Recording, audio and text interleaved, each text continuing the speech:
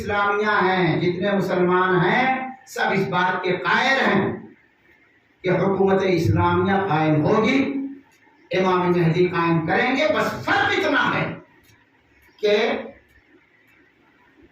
بعض مسلمان عقیدہ رکھتے ہیں کہ وہ پیدا ہو چکے ہیں،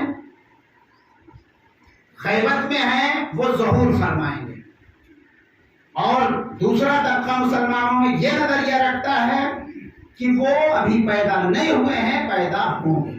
لیکن آخری حکومت کے بارے میں، مہدویت کے بارے میں، امام مہدی حکومت کریں گے، سب اس کے قائل ہیں۔ یہ اور بات ہے کہ لوگوں کو بتایا نہ جائے، لیکن کتابوں میں سب کے ہاں آخری امام کی حکومت کے بارے میں تاریخ ملتی ہے کہ امام مہدی آئیں گے اور وہ حکومت کریں گے۔ تو جو اہل بیت کا سلسلہ ہے، قرآن و اہل بیت کا سلسلہ بیچ میں کہیں نہ ٹوٹا ہے اور نہ قیامت تک ٹوٹنے والا ہے، اس لیے کہ جب تک قرآن کا حکم باقی رہے گا تب تک محاول قرآن کا بھی وجود برقرار رہے گا۔ صلوات پڑھیے محمد وعلى۔ اور یہ مفسرین قرآن، یہ اہل بیت، ان کا تعارف اتنا لازم اور ضروری تھا کہ جب کار رسالت کی بات آئی ہے، جس کی تلاوت کا شرف میں نے حاصل کیا، دائے مودت، جب نبی کی محنتوں کی مزدوری کی بات آئی ہے، اور بعض افراد یہ سمجھ رہے تھے کہ ہمارے پاس جو زر و جواہرات ہے، ہم اپنے مال دنیا کے اعتبار سے نبی کے کاموں اور نبی کی زحمتوں کا ہم اجر دے دیں گے، اور انہوں نے سوچا کہ ہم اجر رسالت، اجر کار رسالت ہم دنیا کی دولت سے نواز دیں، اور نبی کے پاس اظہار کیا کہ آپ نے بڑی زحمتیں اٹھائی ہیں، اجر رسالت کے طور پہ ہم کچھ دے دیں۔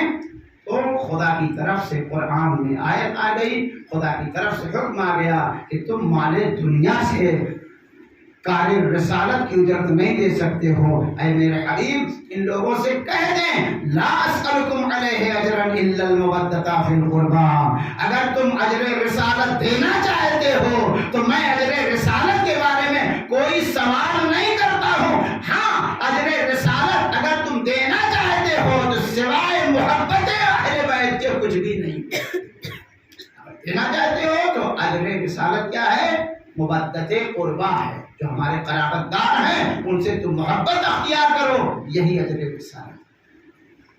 اور اس حدیث کو، اس آیہ کریمہ کی تفسیر کو تمام لوگوں نے یہی دریافت کیا کہ اجر رسالت محبت اہل بیت ہے، قربا کی محبت ہے، جو قرابت دار ہیں ان کی محبت اجر رسالت ہے۔ اسی لیے نبی نے اپنی حیات طیبہ میں مختلف مقامات پر اہل بیت کا تعارف کرایا کہ دیکھو رسالت ان کی جو تعظیم کر رہی ہے، اسی سے اندازہ لگاؤ کہ دنیا میں ان کے مقابلے میں کوئی نہ تو نسل ہے نہ کوئی گھرانہ ہے۔ مثال کے طور پر پیغمبر اکرم اپنی بیٹی کا احترام کر رہے ہیں، پیغمبر اپنی بیٹی کے لیے کھڑے ہو رہے ہیں۔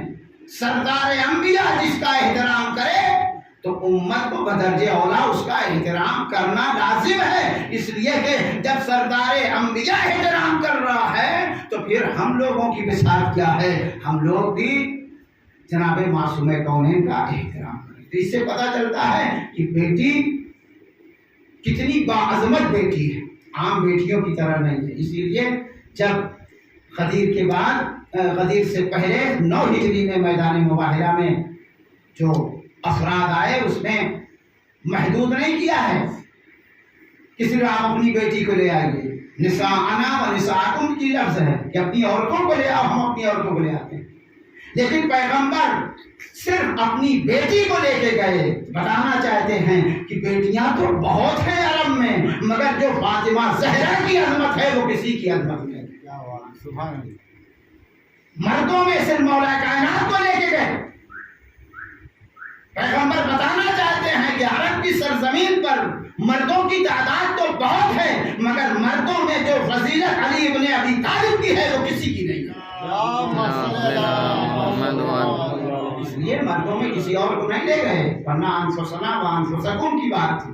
مردوں میں صرف مولا کائنات کو لے کے گئے. اور حقیقت میں پورے عرب کی تاریخ میں نبی کے بعد اگر کوئی بافضل و باکمال انسان اس روئے زمین پر ہے تو وہ علی ابن ابی طالب کا وجود ہے. اس لیے کہ ظاہری اعتبار سے بھی اتنی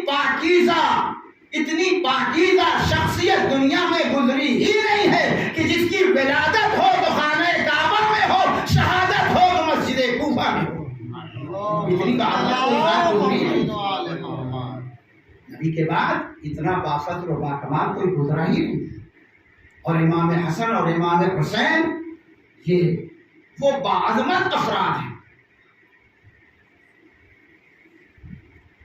کہ نبی نے تعارف کراتے ہوئے جب عید کے روز اپنے دوست پر بٹھایا ہے امام حسن اور امام حسین کو، کہ وہاں رشتہ نانا اور نواسے کا نہیں ہے، وہاں رشتہ رسالت اور امامت کا ہے. بچے جا رہے ہیں عید کے لیے، نماز کے لیے، اور وہ ناقے پر سوار ہیں. اچھا، خدا کا یہ نمائندہ آخری رسول ہیں، مدینے میں حکومت اسلامی بن چکی ہے، مسلمان مضبوط ہو چکے ہیں. اگر پیغمبر کسی بھی صحابی سے کہہ دیتے کہ بچوں کے لیے، میرے حسن اور حسین کے لیے ناقہ لے کے آؤ، تو کون انکار کر سکتا تھا؟ ایک نہیں نہ جانے کتنے ناقے آ کے کھڑے ہو جاتے. لیکن پیغمبر نے کسی سے یہ نہیں کہا کہ میرے حسن اور حسین کے لیے ناقہ کا انتظام کرو. کہہ سکتے تھے، مگر فضیلت بتانا چاہتے ہیں کہ دنیا میں بہت سے بچے ہیں مگر حسن اور حسین کا مقابلہ نہیں ہو سکتا. نتیجتاً امام حسن کو اپنے دوست پر بٹھایا، امام حسین کو دوسری طرف بٹھایا، اور اس کے بعد چلے ہیں. تو پھر امام حسنین نے خواہش کی کہ یہ بچے جو ناقے پر بیٹھے ہیں یہ اپنے ناقوں کی مہار پکڑے ہوئے ہیں، اپنے ناقے کی مہار پکڑے ہوئے ہیں. مسئلہ مہار کا نہیں تھا، ورنہ اگر صرف مہار کا مسئلہ ہوتا تو کوئی ناقہ طلب کر لیا جاتا کہ میرے بچوں کی خواہش ہے کہ وہ مہار ناقہ پکڑیں گے، اور امام حسن اور امام حسین کو اس کے ناقہ پر بٹھا دیا جاتا. مگر پیغمبر نے کیا کیا؟ فوراً اپنی زلفوں کو بچوں کے ہاتھ میں دے دیا. ایک طرف کی زلف امام حسن کے ہاتھ میں، دوسرے طرف کی زلف امام حسین کے ہاتھ میں. اب دونوں طرف کی زلف الگ الگ، ایک امام حسن کے ہاتھ میں، ایک امام حسین کے ہاتھ میں. اور پیغمبر خود چل رہے ہیں، اور یہ دونوں شہزادے پیغمبر کی دوش پر ہیں. مگر کسی روایت میں نہیں ملتا کہ کسی جھوٹی روایت نے بھی یہ لکھا ہو کہ امام حسن نے اپنی طرف کہیں موڑنا چاہا، حسین نے اپنی طرف کہیں موڑنا چاہا. جدھر رسول جا رہے ہیں ادھر ہی یہ بھی جا رہے ہیں.